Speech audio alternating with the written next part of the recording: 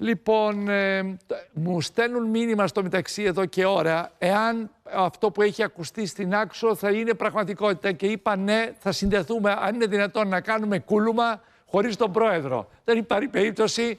Λοιπόν, κύριε πρόεδρε, κύριε Καπούνη, πρόεδρος Αγροτικού Συνεταιρισμού Νάξου.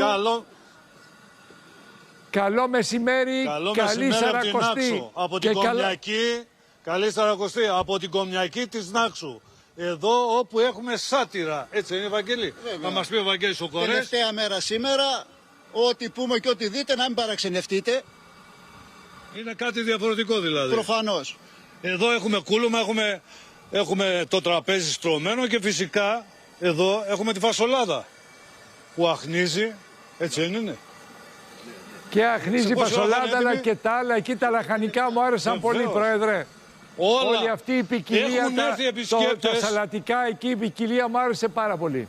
Βεβαίως. Ναι. Έχουν έρθει επισκέπτες. Από πού είσαστε? Από Αργυρούπολη, από Αθήνα. Όμιλος παραδοσιακών αναζητήσεων, όπα, από Αθήνα. Να χορέψετε δηλαδή. Να χορέψουμε βεβαίως. Έχει έρθει γκρουπ Άρη και θα έρθουν πάρα πολύ, γιατί ξεκινάμε τώρα, και όποτε θα τραγουδήσουμε. Να ακούσουμε μουσική, Βαγγέλης Κορές να πούνε. Χρόνια πολλά στις κυρίες που χαιρετούν. Δώσε ευχές, πρόεδρε.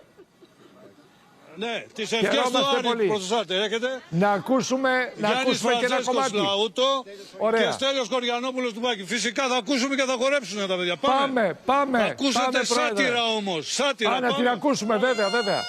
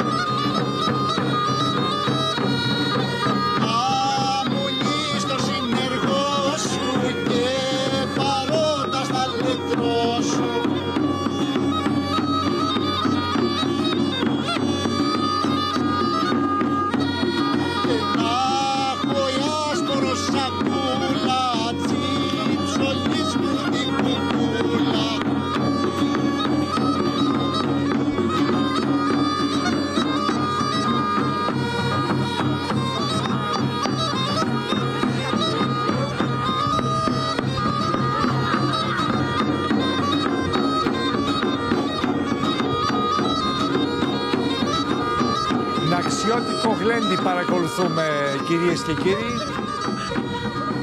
Όχου μάνα μου, μανί μου, τρίχα πόχι το μουνί μου.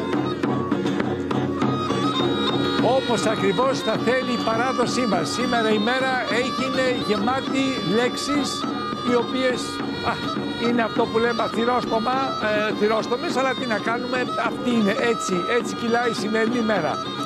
Χαιρόμαστε πολύ, Πρόεδρε. Ο κύριος Δημήτρης Καπούνης μας εξασφάλισε αυτό το πολύ ωραίο θέμα από την Άξο. Ευχαριστούμε και εμείς. Καλή Σαρακοστή. Ευχαριστούμε πάρα πολύ. Συγχαρητήρια. Καλή συνέχεια στη διαμονή των φίλων μας από την Αθήνα.